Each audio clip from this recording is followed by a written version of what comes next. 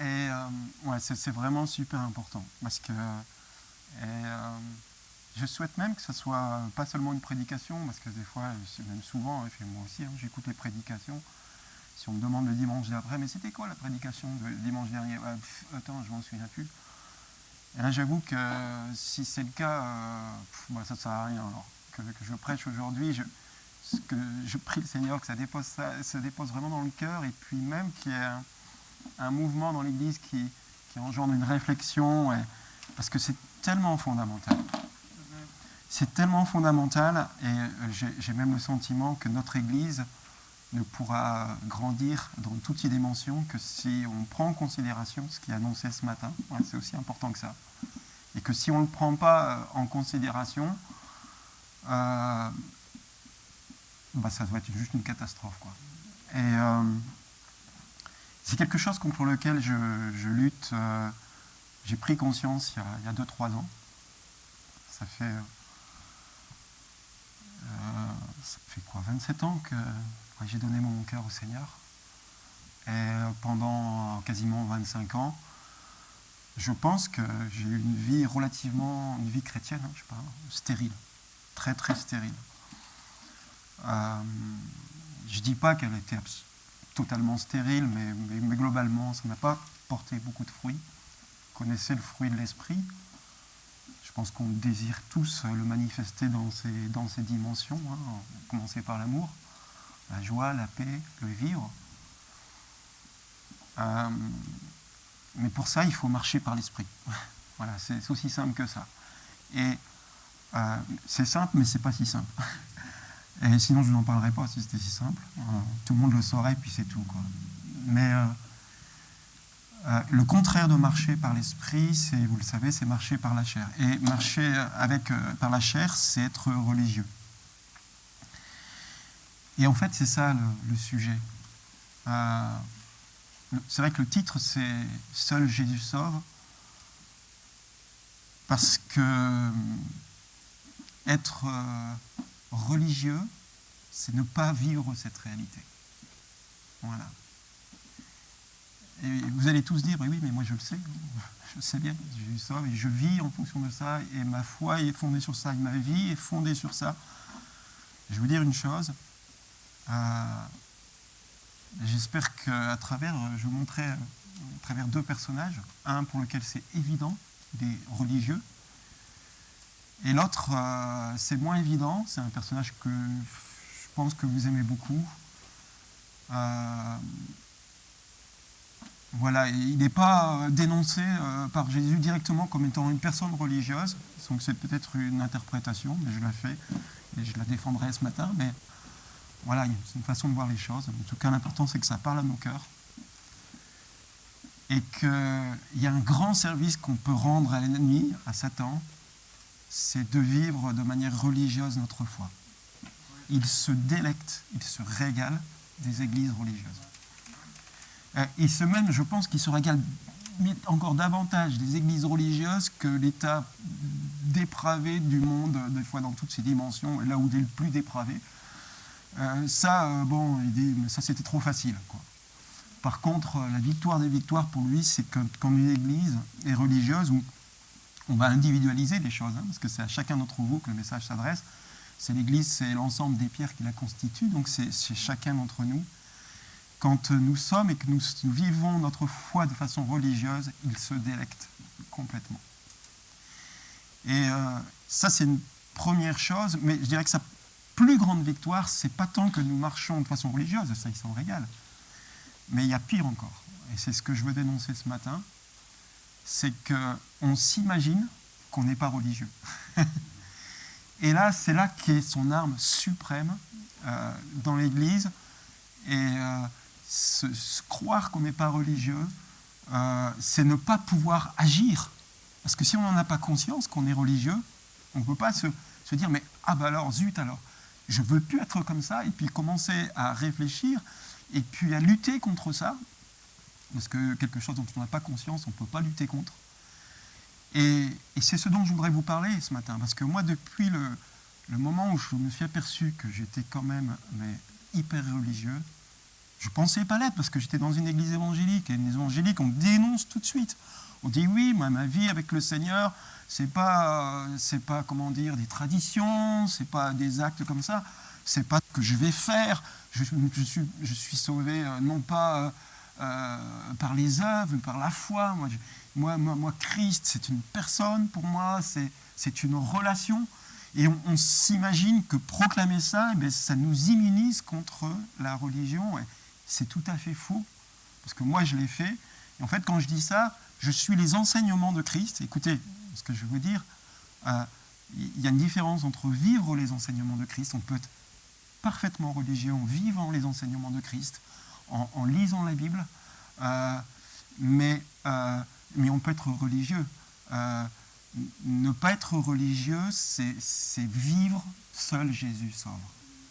C'est ça, ne pas être religieux. C'est le vivre. Mais c'est pas si simple que ça de le vivre. Et voilà ce que je voulais vous dire. Je ne sais plus.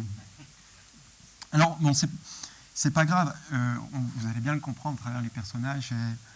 En fait, je vais développer à travers 3 passages. La réalité de ce que nous sommes, et ce que je veux vous dire, c'est que nous sommes plus religieux souvent qu'on le pense. Voilà. Que le Saint-Esprit puisse vous visiter, puis toujours, voilà, je précise beaucoup maintenant quand je prêche à chaque fois, c'est pas une accusation, d'accord ? C'est le diable qui va vous accuser. C'est prendre conscience pour rentrer dans une dynamique de lutte contre ça. Oui, voilà, ça revient, la suite de mes pensées revient. Ce que je veux dire, c'est que depuis que j'ai pris conscience, vous savez, quand on prend quelque chose de mauvais et puis qu'on se met à lutter contre, on s'aperçoit la force que ça a. Et depuis la prise de conscience que j'ai dit, je suis religieux, je dysfonctionne, et puis je ne peux pas être heureux comme ça, et puis je ne peux pas servir le Seigneur comme ça, j'ai fait un volte-face en disant je ne veux plus devenir religieux. Et depuis que j'essaie de ne pas vivre en religieux, je m'aperçois que c'est bien compliqué. Et qu'il y a un vent contraire contre ça, et que je suis malgré ça. Donc c'est vraiment ce que je voudrais ce matin, c'est impulser une dynamique, une prise de conscience et une dynamique, mais qui va prendre du temps. C'est pas parce que j'ai prêché puis que vous confessez ah oui je suis religieux pardon Seigneur que les choses vont s'arranger comme ça. Non, je suis désolé, je vous le souhaite. Mais moi depuis que j'ai pris conscience de ça, eh bien je m'aperçois c'est un peu quand on a des péchés. Je vais prendre l'exemple de la pornographie, les gens qui s'adonnent à la pornographie, ils disent quoi, il n'y a aucun problème, je regarde ces persos, je ne pratique pas, je regarde juste, et puis jusqu'au jour où ils s'aperçoivent que c'est très mauvais pour eux dans leur relation avec leur époux, etc. Et puis ils se disent non, je ne veux plus ça. Et puis ils disent je vais arrêter. Et puis ils s'aperçoivent que ce n'est pas si simple que ça d'arrêter. Ils se mettent à lutter contre ça, ils s'aperçoivent la puissance de ce péché qui petit à petit a germé en eux et a pris une emprise sur eux. Eh bien, la religiosité, c'est la même chose. Si on ne s'est pas aperçu qu'on est devenu religieux, et parce que ici, c'est particulièrement... Écoutez, c'est extrêmement subtil. Je pense que... Vous savez que l'ennemi est très très subtil. Et, là, dans une église où on a des enseignements, où on vit les enseignements, il va s'avancer petit à petit, tout doucement, par des petites choses comme ça, pour gangréner l'église, mais avec une puissance, parce qu'une église, ou je dirais même un chrétien qui a du religieux, en lui, il perd sa puissance. Alors, plus le religieux, plus il est stérile, et c'est très difficile à chasser la religiosité. Je ne sais pas si on peut y parvenir complètement dans cette vie ici, mais en tout cas, il faut absolument prendre conscience de ça et lutter. Voilà. L'introduction était beaucoup plus longue que prévu, mais ce n'est pas grave. On va aborder le premier texte, où on voit manifestement un religieux dénoncé par Jésus. Voilà. Alors c'est Luc 9, 18, 9, 14. On reconnaît, c'est ce qu'on appelle la parabole du publicain. Et le publicain étant le collecteur d'impôts. Et regardez, donc c'est Jésus qui raconte. Il raconta cette autre parabole pour certains qui étaient convaincus d'être en règle avec Dieu et méprisaient tous les autres. Et souvent, nous, voilà, ça nous parle. En tout cas, bon, je ne sais pas si ça vous parle, mais moi je peux vous dire que ça me parle. Et moi je vais parler pour moi. Voilà. Après je vous laisse vous interroger, mais ça, moi, ça me concerne. Je me sens mais entièrement concerné. Hein, certains qui étaient convaincus d'être en règle avec Dieu et méprisaient tous les autres. 2 hommes montèrent au temple pour prier, un pharisien et un collecteur d'impôts. Le pharisien se tenait la tête haute et faisait intérieurement cette prière. « Oh Dieu, je te remercie de ne pas être avare, malhonnête et adultère comme les autres hommes. En particulier de ne pas être ce collecteur d'impôts là-bas. Moi, je jeûne 2 jours par semaine. Je donne 10% de tous mes revenus. » Le collecteur d'impôts se tenait dans un coin retiré et il n'osait même pas lever les yeux au ciel. Il se frappait la poitrine et murmurait « Ô Dieu, aie pitié du pécheur que je suis !» Et Jésus dit « Je vous l'assure, lorsque ce dernier rentra chez lui, il était déclaré juste aux yeux de Dieu, mais pas l'autre, car celui qui se met lui-même au-dessus des autres se verra rabaissé, et celui qui se fait petit sera élevé. » Bien moi, écoutez, franchement, je connais la sentence de Jésus, je connais le jugement de Jésus sur cet homme, en fait, sur le premier, sur le pharisien. Hein, moi, je dirais presque, écoute, Jésus, là, je ne suis pas d'accord avec toi. Je ne suis pas d'accord. Moi, je trouve que le meilleur dans cette histoire, c'est le pharisien. C'est le pharisien parce que, franchement, je suis comme lui. Je suis comme lui. Il est honnête quelque part. Il dit « Je te remercie, Seigneur, de ce que je suis comme ça. » Quelque part, il dit « c'est parce que Dieu agit en moi que je suis comme ça. » Il dit je ne sais pas, quand vous remportez des victoires en Christ, dans des situations, vous savez, quand on se voit progresser, des situations où on est un peu agressé, puis on réagit avec amour, ou quand on voit que on progresse, vous savez, avec l'enseignement de Jésus, on progresse quand même en moralité quand même. D'accord ? Mais alors la question qu'on pourrait se poser, c'est comment on a progressé. Est-ce que c'est par... Je suis chrétien, donc je vais montrer à tout le monde que je suis un homme bien. Et je vais faire des efforts terribles. Et puis en fait, ça porte ses fruits quand même, de marcher comme ça. Et on devient meilleur. D'accord ? Et ce pharisien, il est comme ça. Il a fait des efforts. Il jeûne. C'est pas facile de jeûner. Il partage son argent, il donne sa dîme, il s'arrache un petit peu, comme on dit, quoi. C'est pas facile de donner son argent toujours. Alors c'est vrai, la Bible nous dit de le donner avec joie et tout ça, mais des fois, ça tiraille un peu, vous n'avez pas remarqué, non ? Et tout ceci, jeûner, c'est pas facile, vous savez, quand on entre en jeûne, et la discipline de prière, et tout ça, quoi, c'est pas facile. Et on a bien conscience, et on remercie Dieu de nous faire rentrer dans cet itinéraire, qu'avant de le connaître, on ne faisait pas tout ça. Et on constate à quel point c'est bon de faire tout ça. C'est ce que demande de faire le Seigneur. C'est ce que j'appelle les conseils divins. Tu ne pécheras point. Et puis quand on décline, et quand on voit Jésus, par exemple, dans le sermon de la montagne, tout ce qu'il nous demande de faire, mais c'est des choses qui sont bonnes en elles-mêmes. On ne va pas contester ça. Et donc, oui, on bonifie, même si on le fait, voilà, pour prouver à Dieu, et vous comprenez ce que je veux dire. Voilà. Et donc ce pharisien, mais c'est ce qu'il fait. Il fait comme nous des efforts. Et puis il remercie Dieu. Il a bien conscience que, comme on le fait, nous. Je te remercie, Seigneur, d'être venu me toucher un jour et de m'inviter sur ce chemin. Tu es le chemin, la vérité, la vie. Ça, on le sait, on le proclame. Et moi, je marche dans cet itinéraire. Mais moi, je suis ce pharisien.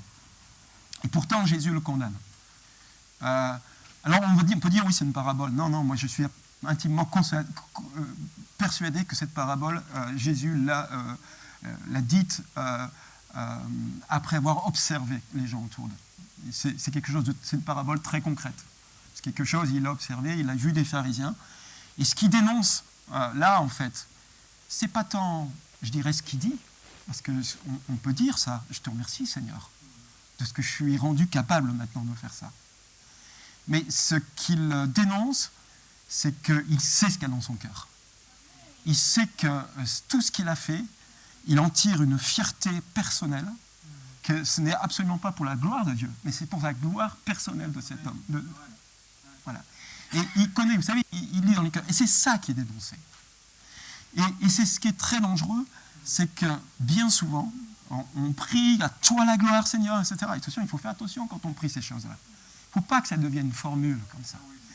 Parce que c'est pas rien, la gloire de Dieu. Et sommes-nous sûrs que nous œuvrons pour la gloire de Dieu? Et c'est ça, ce que je veux vous dire ce matin, c'est êtes-vous bien sûr que vous œuvrez toujours pour la gloire de Dieu et non pas pour votre gloire personnelle? Et c'est absolument une question qu'il faut vous poser. Et moi, ce que je vous demande, c'est après cette prédication, voilà, vous rentriez chez vous et que vous vous mettiez devant le Seigneur, vraiment, à genoux, et dire, mais Seigneur, montre-moi. Hein, vous savez, dans le psaume 139, à la fin du psaume 139, c'est « Éprouve-moi, Seigneur, montre-moi si je suis sur la bonne voie.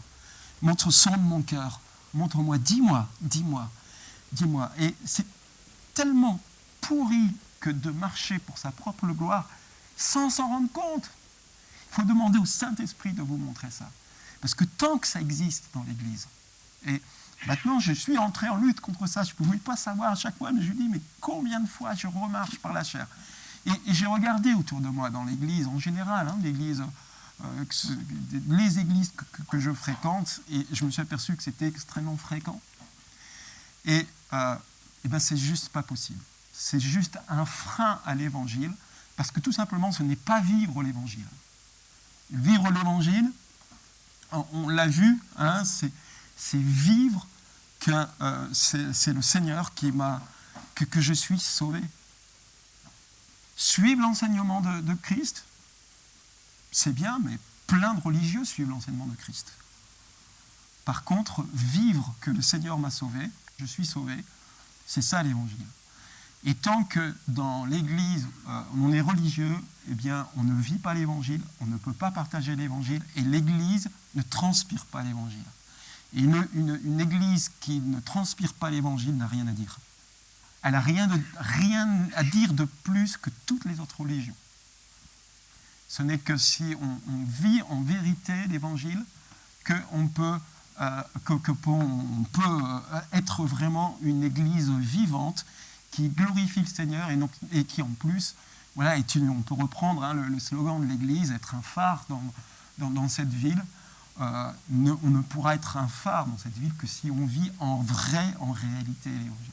Et pour ça, il faut absolument se défausser de nos illusions des fois, de faire des choses qui ne sont pas directement pour la gloire de Dieu. Voilà. Et c'est ce que Jésus dénonce chez ce pharisien. Et alors l'autre, par contre, qui est pécheur, on peut dire que Jésus, il est juste quand il rentre chez lui, mais c'est parce que c'était avant la croix. Mais maintenant qu'il y a eu la croix, il faut qu'il fasse juste une chose, il se rende compte qu'il est pécheur et qui se donne au Seigneur et qui accepte le fait que Jésus est mort pour lui et que rien d'autre. Voilà. Mais on va passer au deuxième personnage. Voilà. Ce deuxième personnage, moi, je ne sais pas si vous l'aimez, mais moi je l'aime beaucoup, c'est Marthe. Hein, c'est le passage de Marthe et Marie. Et j'aime beaucoup ce personnage. Je sais pas, et je crois que... Attendez, alors là il y a un problème, c'est parce que... Ben non. Alors, donc c'est ça, c'est la première. Deuxième, je ne sais même pas pourquoi ça passe pas. Jeûne de jour. Ah ouais, donc c'est l'avant. Voilà, c'est ça, super. Voilà, Marthe et Marie, moi je pense que je ne suis pas le seul. Hein. C'est vraiment un passage qui nous touche beaucoup, il nous touche parce que je pense que ce qui nous touche peut-être le plus, c'est qu'on voit l'amour de Jésus. Et il est très beau. Il est vraiment très beau. Bien, bon, on va le lire hein, rapidement. Hein. Pendant qu'il était en route, hein, Jésus est en train de monter vers Jérusalem. Alors, le contexte est important, hein, et c'est de Luc 10, le chapitre de Luc 10, il est hyper connu en fait. Il y a notamment la parabole du Samaritain. d'accord ? Et ce passage, il est juste intercalé entre la parabole du Samaritain et puis le début du chapitre 11 de Luc, qui est le Notre Père, voilà, qui est Notre Père dans Luc, hein, et le Notre Père qui est suivi de « il faut insister pour prier et le Seigneur, et insister, et le Seigneur vous donnera ce que vous demandez ». Je trouve que c'est important, parce que j'en parlerai peut-être, mais de saisir le contexte et pendant qu'il était en route, Jésus entra dans un certain village. Là, une femme nommée Marthe l'accueillit dans sa maison. Elle avait une sœur appelée Marie. Celle-ci s'assit aux pieds de Jésus pour écouter ce qu'il disait. Pendant ce temps, Marthe s'affairait.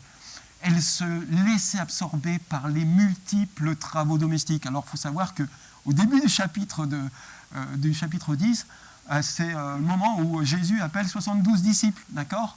Donc, ils n'étaient plus que 12, ils étaient 12 plus 72 peut-être, ou je ne sais pas combien ils étaient. Mais on peut penser qu'ils étaient très nombreux, en fait, d'accord ? Donc, et même dans une version de Tob, elle avait des tâches compliquées. Parce que voilà, on recevait quand même beaucoup de monde quand on recevait Jésus, hein, et c'était pas simple. Donc Marthe, je crois qu'elle devait turbiner quelque chose de bien, quoi. Elle s'affairait, elle se laissait absorber par les multiples travaux domestiques. Et brusquement, elle vint dire à Jésus, « Maître, cela ne te dérange pas de voir que ma sœur me laisse faire le travail toute seule ? Dis-lui donc de m'aider. » Mais le Seigneur lui répondit, « Marthe, Marthe, tu t'inquiètes et tu t'agites pour beaucoup trop de choses. Il y en a si peu qui soient vraiment nécessaires. Une seule même suffit. Marie a choisi la meilleure part, celle que personne ne lui enlèvera. » Et alors, moi je crois que Marthe était vraiment sincère. Elle voulait servir le Seigneur. Et je vous disais, juste avant, il y a la parabole du Samaritain, où à la fin de la parabole du Samaritain, Jésus dit aux pharisiens qui l'avaient interpellé, « Toi, agis de même, agis comme le Samaritain. » C'est-à-dire, sois plein d'amour pour les gens, et puis quand tu vois quelqu'un qui souffre, eh bien, tu vas le voir, et puis tu démontres l'amour de Dieu à travers toi en prenant soin, même quelqu'un que, a priori, tu n'aimerais pas du tout, quoi. Voilà. Ça, et à la fin, agis de même. C'est-à-dire, agis. Tu vas œuvrer dans ta vie. Hein. Tu vas œuvrer et tu vas manifester par tes actes ton amour. Mais qu'est-ce que faisait Marthe ? Je ne sais pas si elle avait entendu cette parabole.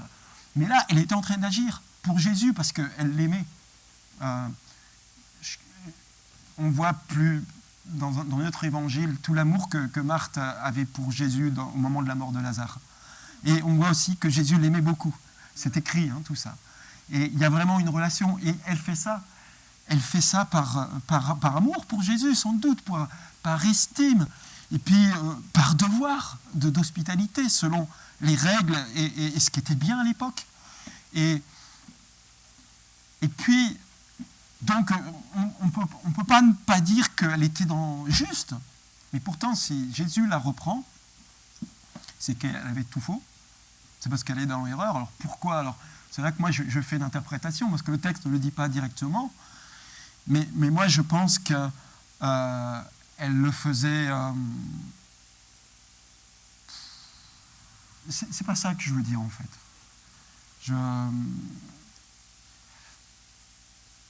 Oui, c'est pas ça que je veux dire. C'est que, avant, qu'est-ce qu'il veut lui dire Jésus ? C'est que avant d'agir, il lui dit,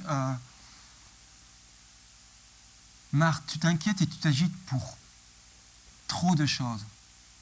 Il y en a si peu qui soient vraiment nécessaires. Et une seule même, et Marie a choisi la part, celle qui ne lui enlèvera jamais.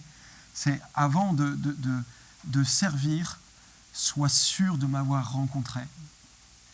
Et sois sûr de m'avoir aimé vraiment et d'œuvrer par amour pour moi. Voilà.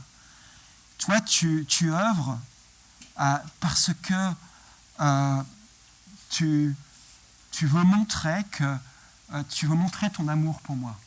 Tu veux montrer aussi que tu es une femme qui agit et qui est une femme respectueuse des choses qui sont bien en elle-même. Tu veux montrer qu'il y a des bonnes choses à faire et que tu les fais.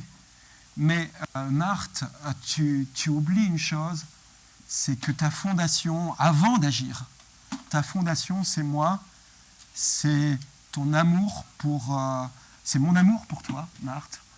Et il faut que tu te nourrisses de ça avant d'agir. Et au fond, quelle est ta motivation, Marthe? Est-ce que tu agis vraiment par amour pour moi, ou est-ce que tu agis comme ça pour faire les choses, pour montrer que tu m'aimes? Parce que ça, c'est quelque chose de très, très religieux, en fait. Je vais vous raconter, moi, on a jeûné pendant un mois, et au début, je suis vraiment parti dans le jeûne, je pense de façon comme le Seigneur voulait. Je suis pas venu pour des choses particulières, pour obtenir, par religion. Franchement, j'avais dans mon cœur, moi, mon désir personnel, c'était que Jésus croisse en moi. Parce que j'avais conscience que j'en avais vraiment besoin. Et je pense que le Seigneur a agréé ça. Et j'étais venu pour me contraindre et lisser des choses qui étaient importantes pour moi. Et puis, Seigneur, je sais que c'était une connexion et je pensais que le Seigneur allait agir à travers ce jeûne, à travers moi. Franchement, je pense que c'est bien. Et puis, la dernière semaine, je me suis dit, c'est vers la fin et j'ai tenu jusque-là. Et puis, il reste plus que 5 jours. Et puis comme ça, c'est sorti dans mon cœur. Et c'est que comme ça, Seigneur, je vais te prouver que je t'aime. Je vais prouver que je t'aime. Et là, ça fait tilt. Parce que je suis en marche contre la religiosité. J'ai dit, mais...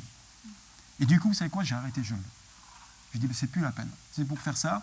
Le Saint-Esprit m'a touché. Et puis il m'a dit, mais ça ne sert à rien de faire ça, quoi. Et vous ne croyez pas que le Seigneur sait l'état de mon cœur? Il n'y a pas besoin que je jeûne pour lui prouver quelque chose.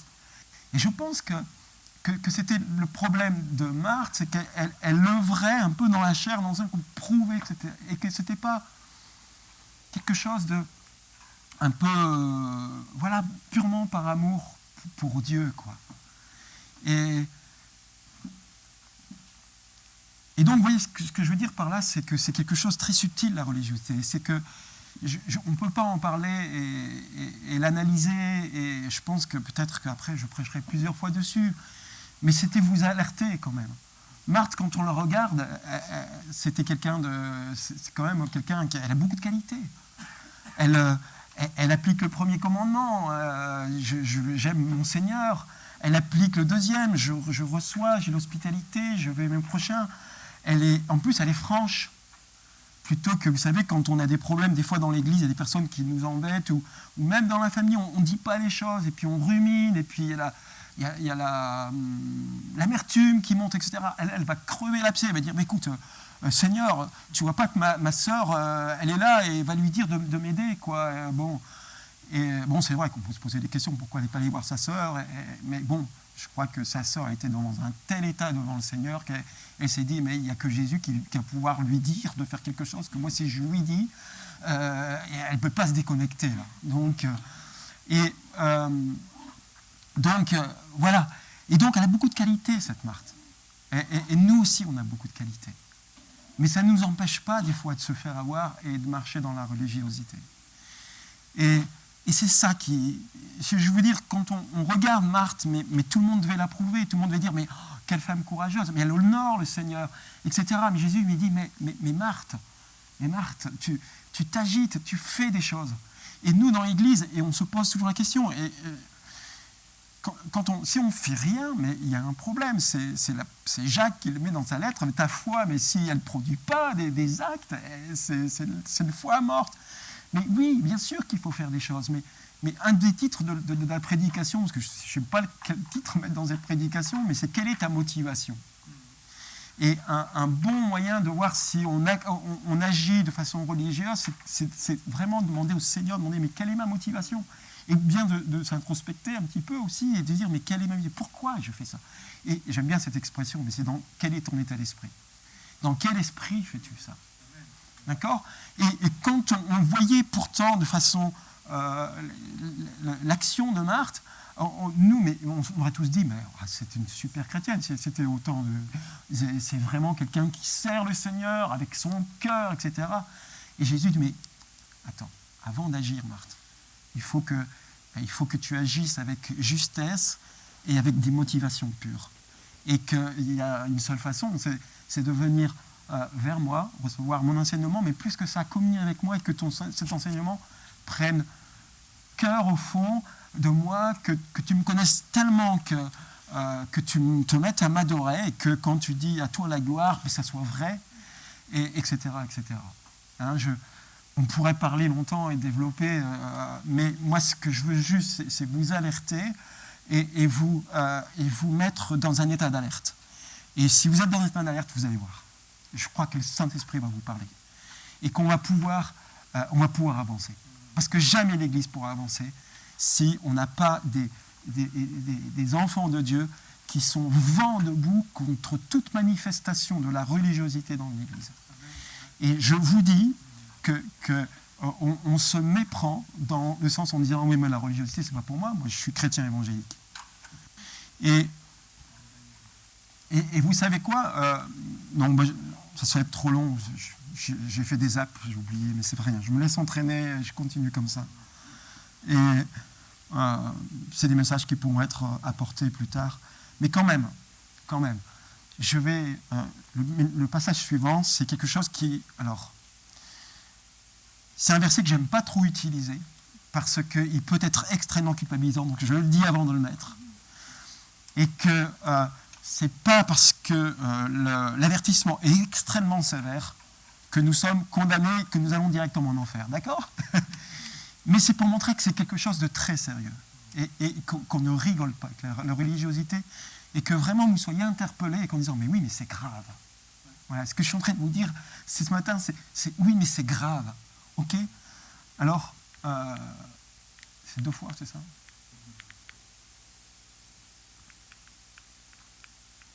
Bon, sinon, c'est rien, je vais vous le lire. Hein.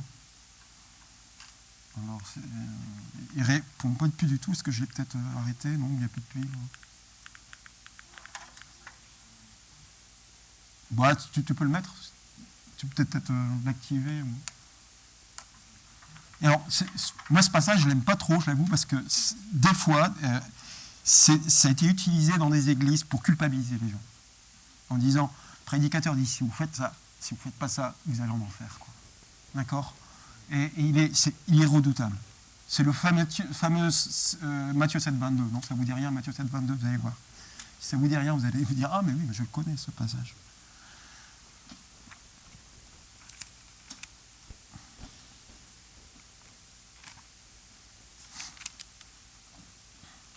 Ah, mais vous le connaissez par cœur. Vous allez voir, vous allez...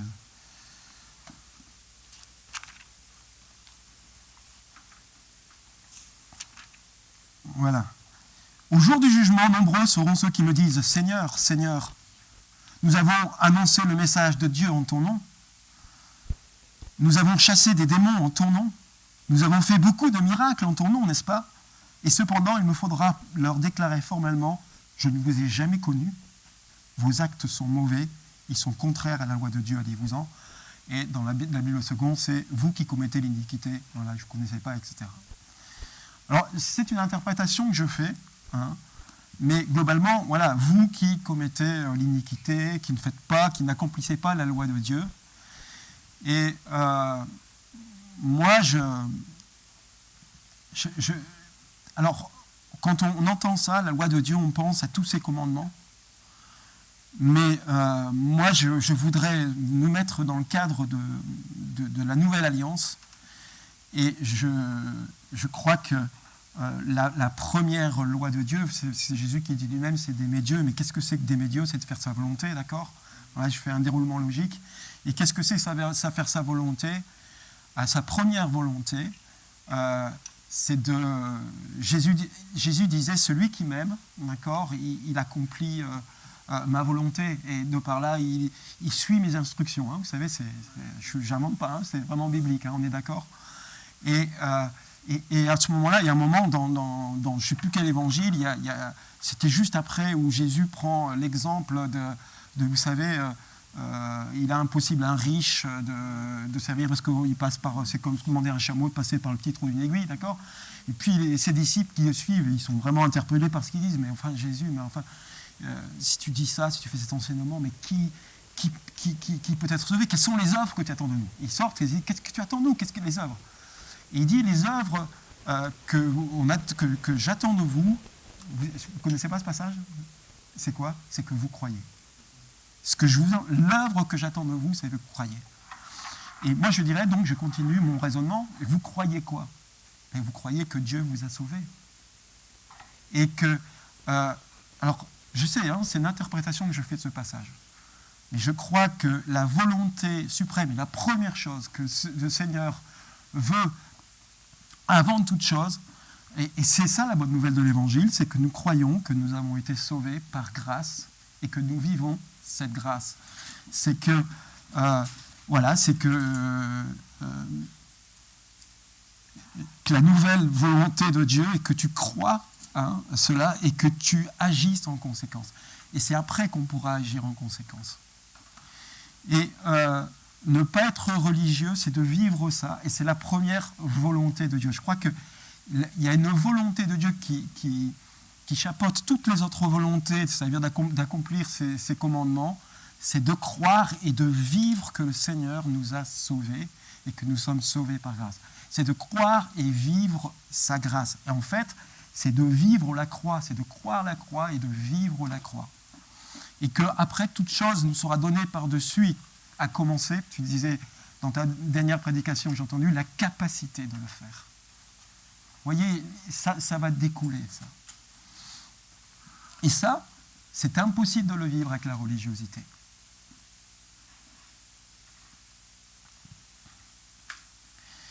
Et je voudrais finir ce message par un encouragement, parce que je ne veux pas que ça soit culpabilisant, je ne veux pas que je vous dise que on est tous en cheminement, et celui qui n'est pas pécheur, dit Jean dans un de ses épîtres, celui qui dit qu'il ne pêche pas, eh bien, c'est un menteur. D'accord? Et que bien sûr la religiosité est un péché, mais qu'on en prend conscience et que le Seigneur nous accompagne. Et ce que je voudrais vous dire, c'est que le Seigneur sait exactement où chacun d'entre nous où on en est.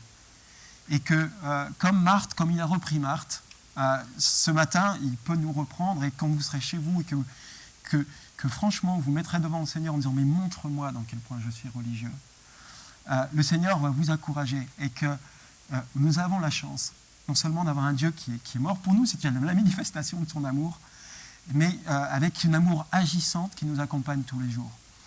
Et cette réalité, et c'est pour ça que j'aime tant le passage de Marthe, c'est que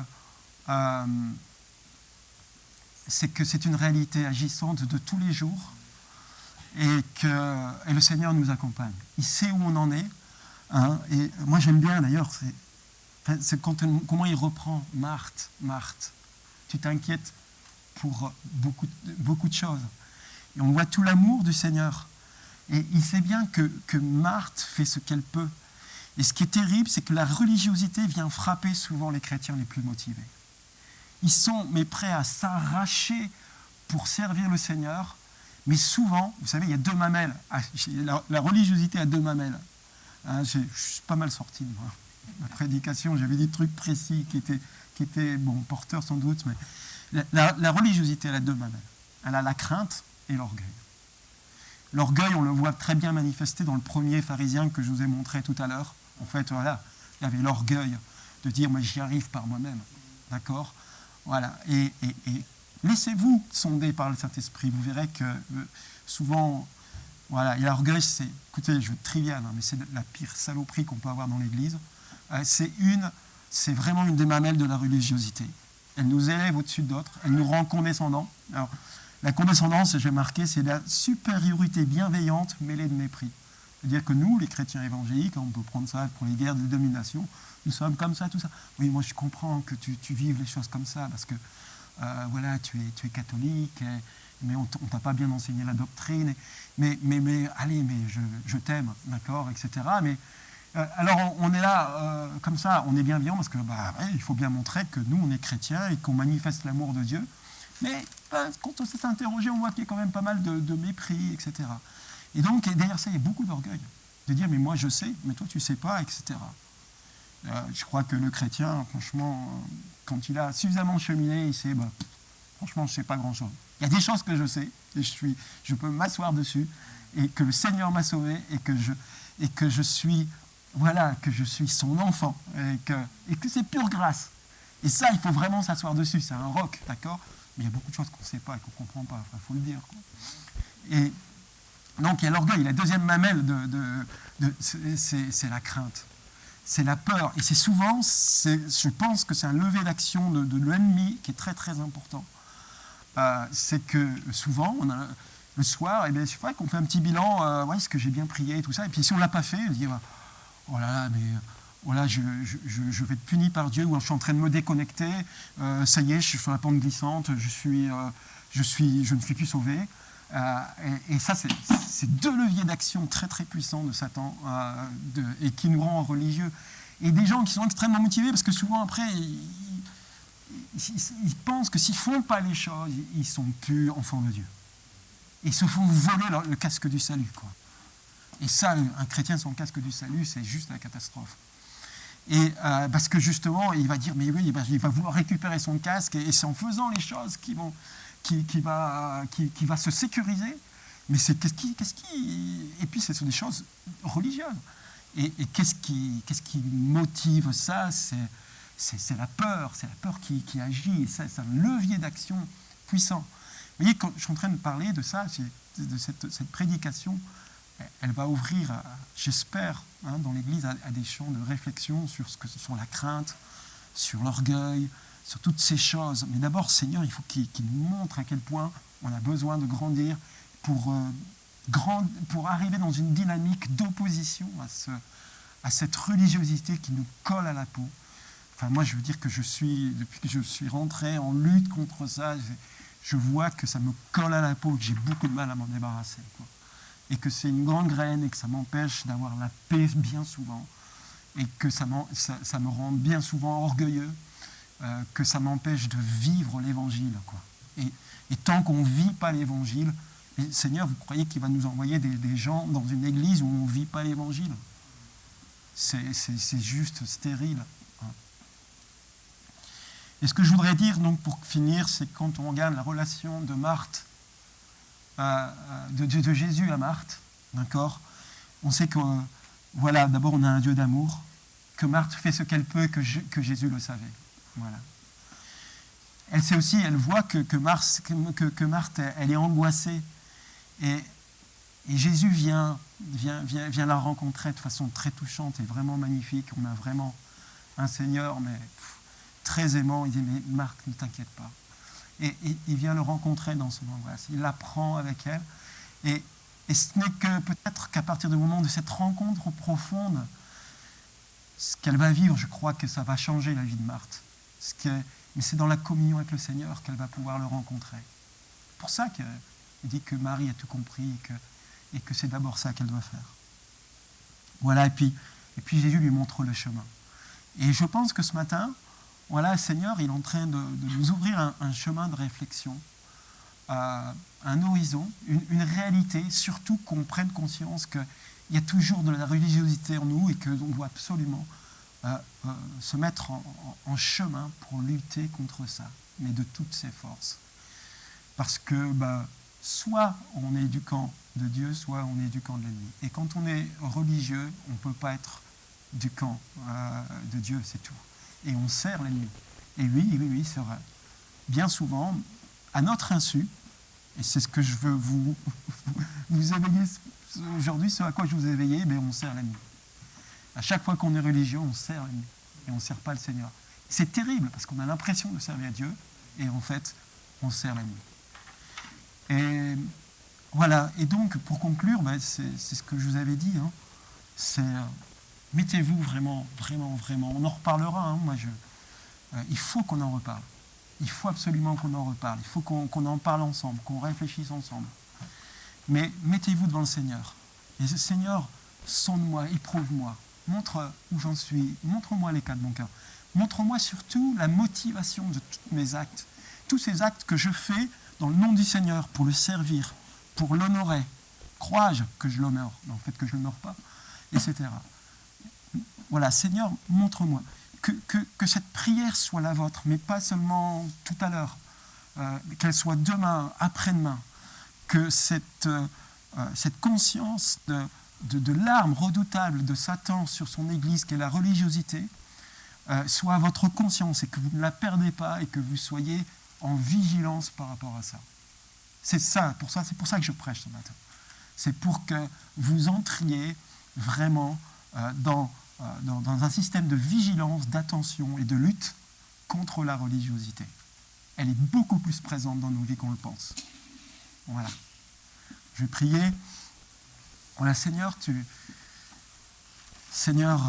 voilà, je prie vraiment pour ton Église.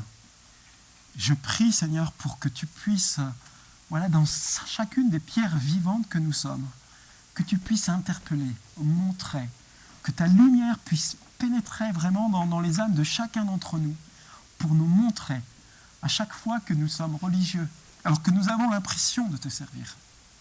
Seigneur, que tu puisses éclairer, tu puisses nous confondre, nous reprendre, Seigneur, et nous montrer. C'est vraiment à quel point, des fois, nous ne sommes pas là où tu voudrais que nous sommes.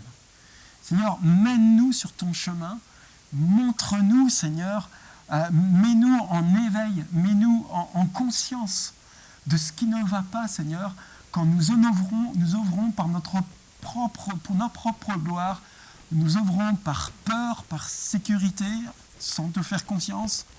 Seigneur, que nous œuvrons par orgueil, Seigneur, que tu puisses vraiment nous faire grandir dans cette dimension, nous rendre actifs et vraiment pour qu'on te puisse te laisser œuvrer, Seigneur, en nous, pour nous libérer, pour chasser de nous tout ce qui n'est pas de toi. Quant à la religiosité, Seigneur, viens nous éveiller à ce fléau, Seigneur, que tu viennes visiter ton Église, que tu chasses, Seigneur, par la puissance de ton esprit dans chacun de nous, voilà, dans le processus que tu as défini et que tu mets en route selon ta science, selon ton tempo, selon les personnalités de chacun, selon les situations, là où chacun en est, Seigneur, que tu puisses visiter réellement, Seigneur, et que tu puisses chasser, Seigneur, rendre lucide et voilà tes enfants, Seigneur. Dans le nom de Jésus, amen.